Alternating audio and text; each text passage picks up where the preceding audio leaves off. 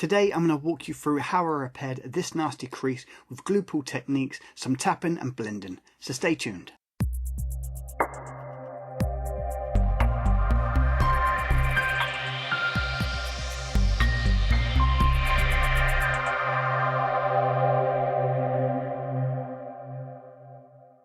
So as I walk around with the camera, you can see we've got quite a nasty sharp crease on the rear side panel of this Fiat 500. Now I've had a look on the inside and there is very limited access. This is due to it being fairly structural with the BC pillar and also where the seatbelt mechanism goes and the inside reinforced panels. So today I'm going to be removing this dent with glue pull techniques. In other words, I'm going to be removing this damage completely from the outside with no pushing or no access from the inside of the panel. Now as you see, I started by warming up the panel. Gets it to a nice temperature for the glue to adhere to the panel. And there's a few different ways I could have started this repair. I've actually gone for a very small dead center crease tab right in the middle of the dent. So usually I would probably approach a repair from the outside in, depending on the damage. But because this one is such a fine crease where it's kind of scored the panel, the main problem area is going to be getting that center crease line up. So I decided to make a quick process of seeing how quickly I can get the center up, trying to get the panel back into its rough shape.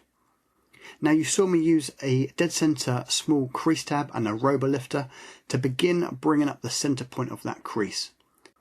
And right now I've got a gangrene circular tab on the bottom side of the dent, and I'm using my slide hammer to pull out this section to start to level out where the body line is. Now as you see with the reflection of my line board, I'm trying to get all of the lines to read true. So that first pull did bring up some of the panel and it brought up some of it a little bit high. But with damage like this, it's completely working from the outside. I'm going to try and bring up that center point. And if I can bring it up high, I know I can tap it down. So I'm not too worried at this stage about bringing the panel up too high. I'm now working back on that primary crease. I've gone for a longer dead center crease tab and again lining it up as best I can with the center point of that crease. Now don't forget, anytime you're carrying out paintless dent removal, it's so important to stop multiple times throughout the process, check from each angle and just make sure that repair is coming out clean. You can see we've got a bit of distortion in our reflected lines, two small little dents at the top, the main crease through the middle, and also we've got a little bit of damage just over on the right hand side. To help me get some metal into the repair area, I'm assessing now the tension points that surround the dent. So whenever you have dent damage close to the edge of a panel, you can nearly always guarantee there is going to be some tension in the frame edges. So on the vertical line running down where the door meets the side panel, I am tapping some of the tension from the edge of the panel to the left in towards my dent. And later on in the repair process, I use a dolly to tap down the top section at the very top of the panel below the glass. And again, I'm tapping down the tension that's pushed up into the edges of the frame. Now sometimes when you're working on kind of sharp damage or deep damage, you may need to open up the dent. And that's exactly what I needed to do for this particular crease. So right now you can see me tapping either side of the crease. Now it's very important not to tap in the dent any further. So I'm not tapping the crease line itself, but I am tapping down on the left hand side of it, down on the right hand side of it. And what that's doing is opening up the crease, opening up the panel, and that allows that center line, the deepest part of the dent, to be easier to get a good adhesion with my tab. And from this angle you can really see the tension that I'm pulling up with this roller lifter and crease tab combination. So you may have heard the term opening up the dent before, but what a lot of people do not realise is that it's a process you may have to do a number of times. For example, in this repair alone, I probably opened up the dent around 10 times to allow me to bring up that center point and get really good adhesion with my tab. It can seem counterintuitive to start opening up the dent because at first it makes the dent appear larger. But what you are also doing is making that dent shallower and that is what allows you to really get down to that centre point. To learn more about opening up the dents and working with sharp and stretched metal, visit learnpdronline.com. We have a number of tutorials on this exact process and go through step by step to help you understand how to move the metal to get the best results in your PDR work. So as I say, throughout this repair I did this a number of times. Each time I've opened up the dent I've made it bigger and more shallow. That's allowed me to get a crease tab right onto the centre line. And then with my pull process, as you can see here in those pinch lines together, I'm really getting good adhesion and being able to have a lot of force bringing that panel up high. And as I said earlier on in the video, if I can bring it up high, then I know I can tap it down. The other thing to remember when you're carrying out paintless dent repair, particularly if you're just starting off, is to remember to move your reading device, whether that's a line board, LED or fog, and just really make sure you move it at different angles, left to right, top to bottom, having it close and further away, and that's going to really allow you to get a nice reading on the damage.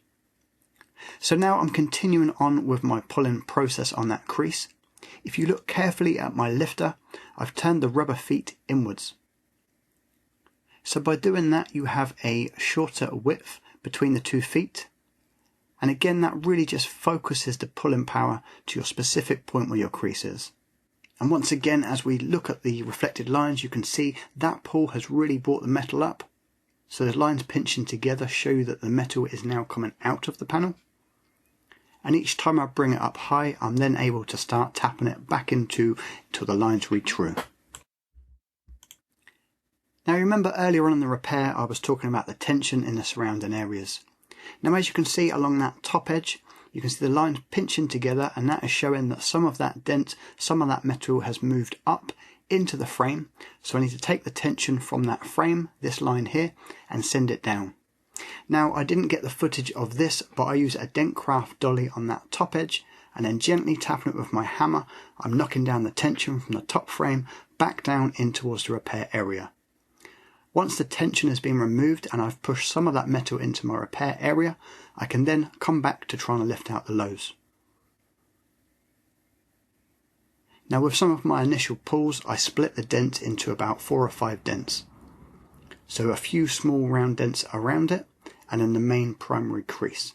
And right now you can see me using some of the smaller tabs, both Kiko and Gangrene, and a combination of either my lifter or my slide hammer, just trying to pull out some of the little lows surrounding my dent. Now I like switching it up between the lifter and slide hammer. They do have different effects. The slide hammer applies more of a shock to the panel, whereas the robo lifter is a more concentrated way of pulling up a specific area. At least that's how I determine the difference between these two tools and how I use them in the glue pull process. The Dentcraft dollies are great for taking quite a large amount of the panel and knocking it in, releasing tension from the frame edges. But also, as you see here, I'm doing it with a tap down and hammer, using my line board to pick out the areas that are slightly high.